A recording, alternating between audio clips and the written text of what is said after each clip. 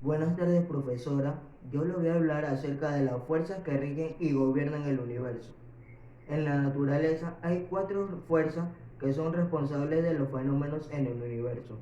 Estas fuerzas son las siguientes: fuerza de gravedad, fuerza nuclear débil, fuerza electromagnética y fuerza nuclear fuerte. La fuerza de gravedad es la responsable de la interacción entre las partículas con masa y por extensión. Su alcance es prácticamente infinito y su fuerza es más débil. Fuerza nuclear débil es la responsable de la desintegración de ciertas partículas inestables, es decir, que pasa por aquellos procesos donde la partícula se descompone. Su alcance es menos de 10 a 15 centímetros. Fuerza electromagnética es la responsable de la interacción entre las partículas con carga eléctrica, es decir, actúan sobre esta cargada eléctricamente. Su alcance es prácticamente infinito. Fuerza nuclear fuerte es la responsable de la interacción entre los nucleones. Esta es la partícula que forma el núcleo atómico. Su alcance es de 10 a 13 centímetros y es la más fuerte. La fuerza de gravedad es la fuerza que atrae a todos los objetos y todo en el universo se mueve bajo esta y otras fuerzas. Las estrellas, la galaxia y todo en el universo se mueve. Así medimos también la distancia, los movimientos de algunos objetos, sobre todo de los más lejanos. Así también medimos la distancia, especialmente del diámetro de la Luna. Fuerza gravitatoria. La gravedad es la fuerza de atracción entre objetos. En el universo, toda la materia se mueve a causa de esta y otras fuerzas.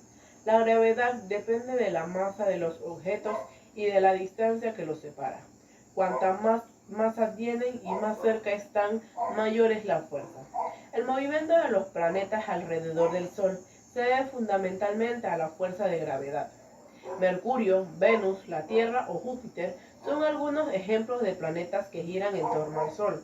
Cada uno cuenta con su propia órbita y características, pero en todos los casos está determinada por la ley de gravitación. Las fuerzas electromagnéticas. El electromagnetismo involucra a fenómenos físicos producidos por cargas eléctricas en reposo o en movimientos, que dan lugar a campos eléctricos, magnéticos o electromagnéticos y que afectan a materias que pueden estar en estado gaseoso, líquido y sólido. Nuestro planeta funciona como un imán gigante debido al campo magnético que se genera en su núcleo, formado por metales como el hierro, el níquel. El movimiento de rotación de la Tierra genera una corriente de partículas cargadas, los electrones de los átomos del núcleo terrestre. Esta corriente produce un campo magnético que se extiende varios kilómetros por encima de la superficie del planeta y que también repele las radiaciones solares perjudiciales. Fuerza nuclear es una fuerza que actúa entre los protones y los neutrones de los átomos. Los neutrones y los protones, ambos núcleos se ven afectados por la fuerza nuclear de manera casi idéntica. La fuerza nuclear une los nucleones en núcleos atómicos. Buenos días, profesora. Mi nombre es Ginela Hawkins. Es la interacción fundamental más fuerte de las cuatro conocidas y es la responsable de mantener unidas las partículas fundamentales de la materia para formar partículas más grandes y complejas. Esta fuerza solo se aprecia a distancias muy pequeñas del tamaño de los núcleos atómicos y no se percibe a distancias mayores a un fm. Esta característica se le conoce como de corto alcance. En esta contraposición con la más larga o más largo alcance con la gravedad o la interacción electromagnética que son estrictamente del alcance infinito. La fuerza de interacción débil no es la fuerza fundamental más débil, pues es más fuerte que la gravedad. Aunque la acción de la gravedad alcanza distancias, no es la fuerza fundamental más débil, pues es más fuerte que la gravedad. Aunque la acción de la gravedad alcanza distancias grandes, en teoría infinita, y la acción de la fuerza débil actúan en distancias subatómicas. Es la responsable de la desintegración radiactiva de las partículas subatómicas y es la introductora del proceso conocido como la fusión nuclear. Movimiento de la Tierra. La Tierra tiene dos movimientos permanentes que si se detuvieran sería catastrófico para todas las cosas y todos los seres vivos que nos encontramos en ella, los cuales el movimiento de rotación y el movimiento de traslación. Cada uno diferente pero muy importante para la vida aquí en nuestro planeta. El movimiento de rotación es el que hace el planeta en su propio eje, es el cual nos da el ciclo día y noche, lo cual no es más que un hemisferio de la Tierra se encuentre frente al lado donde se encuentra el Sol y el otro se encuentre del lado contrario y no reciba la luz de este. También gracias a eso nos da la zona horaria, la cual varía dependiendo de qué región te encuentras de la Tierra, pues no es la misma hora aquí en Panamá que en Rusia, en China o en España.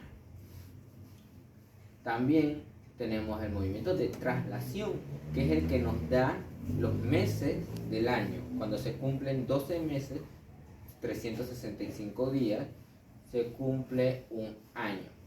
Es el tiempo que le toma a la Tierra darle la vuelta al Sol, dependiendo de qué tan cerca se encuentre del mismo.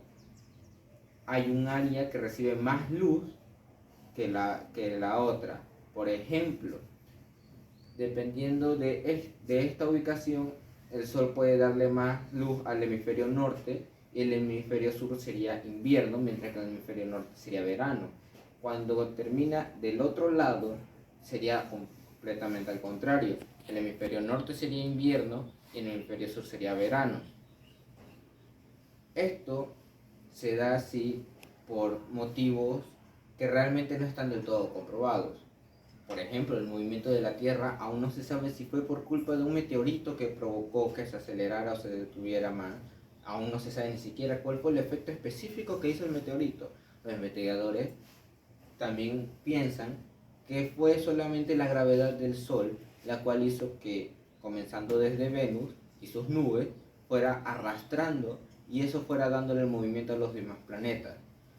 También se nos pregunta, ¿por qué creemos que la Tierra gira? Bueno, primero tenemos la capacidad innata del ser humano, la observación, la cual nos ha llevado a bastantes investigaciones. La observación nos indica que los demás planetas también giran. Y si cada planeta del sistema solar gira, sería muy poco inteligente de nuestra parte creer que nuestro planeta es el único que se mantiene estático.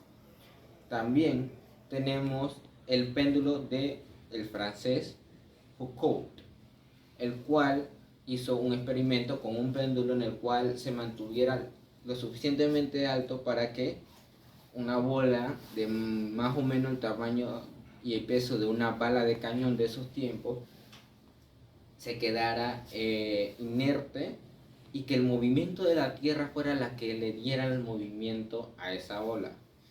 Con eso se comprobó que la Tierra giraba, pues ese péndulo prácticamente no recibía ningún impulso de ningún ser humano, simplemente se dejaba y comenzaba a moverse por sí misma por el impulso que tenía la Tierra. ¿Cuáles son las consecuencias de cada uno? Primeramente, el ciclo día y noche tiene consecuencias obvias, como que de día el sol provoca que la temperatura suba, en donde está mandando su luz, mientras que de noche la temperatura baja. También en el mismo organismo del ser humano, cada ciclo día y noche prepara su cuerpo para diferentes tareas. Es más, justamente cuando se hace de noche el cuerpo normalmente se siente cansado independientemente de que se haya descansado de día. Mucha gente hace la lucha por diversos motivos como su trabajo, etcétera, de mantenerse despierto de noche, pero eso es más complicado, pues el cuerpo está hecho para de noche descansar. También tenemos las consecuencias del movimiento de traslación, el cual no tiene consecuencias tan significativas como el otro, pero hay algo que resaltar. Lo que llamamos año bisiesto nace porque no son solamente 365 días, sino que también hay 6 horas de por medio, las cuales cada cierto tiempo hacen que haya un día más en cada año. Movimiento de traslación o revolución. El movimiento de revolución se conoce también como traslación. Además de rotar, la Tierra se desplaza alrededor del Sol. El camino que sigue el planeta durante la revolución se denomina órbita. La Tierra demora 365 días y 6 horas en dar la vuelta completa en torno al Sol. A este periodo se le denomina año, debido a que la Tierra, además de girar sobre su eje, en el aspecto del cielo nocturno vemos cambios, pues las estrellas que observamos durante el mes de abril no son las mismas que vemos en octubre. Así las constelaciones que observamos también nos indican en qué parte del año nos encontramos. Consecuencias del movimiento de traslación. Las estaciones. Durante la traslación nuestro planeta pasa por 4 posiciones. Es importante determinar las ocurrencias de las estaciones. El solsticio de verano, que va del 21 de diciembre, el equinoccio de otoño, el 21 de marzo, el solsticio de invierno, el 21 de junio, y el equinoccio de primavera, el 21 de septiembre. Las zonas climáticas. La inclinación del eje terrestre, la esfericidad de la Tierra y el movimiento de traslación determinan la variación de la intensidad de la radiación solar que llega a cada zona de la superficie terrestre. Es por eso que la Tierra queda dividida en 2 zonas polares, 2 zonas templadas y una zona cálida. La duración del día y la noche. Esta va cambiando en el transcurso del año, siendo la duración media del día 12 horas. En el equinoccio, más de 12 horas. En primavera y verano, alcanzando el día más largo, y el solsticio de verano, donde ocurre la noche más corta. Por lo contrario, el día dura menos de 12 horas en otoño e invierno, alcanzando en el solsticio de invierno el día. Otros movimientos y perturbaciones de la Tierra. La Tierra está sometida a movimientos de diversas condiciones, y las perturbaciones son modificaciones que experimenta la Tierra a lo largo de su órbita, y su causa es la atracción gravitatoria por los astros próximos. ¿Qué es la nutación? La nutación es un movimiento ligero y regular en el eje de la rotación de la Tierra, y sus oscilaciones son de 18,6 años, y su causa es la atracción gravitatoria que ejerce el Sol y la Luna sobre la Tierra. Todos nos preguntamos, ¿quién fue que descubrió este movimiento y cuándo fue que se descubrió? El astrónomo James Bradley fue que descubrió este movimiento de la nutación de la Tierra, y fue en el año 1728. Después de 20 años, no se supo que la causa del movimiento extra del eje de la rotación de la Tierra era la atracción gravitatoria ejercida por la Luna. Como la Luna, o mejor dicho, como la Tierra no es esférica, la atracción de la Luna era un abultamiento ecuatorial, y que fue provocada por la nutación, el fenómeno de la nutación.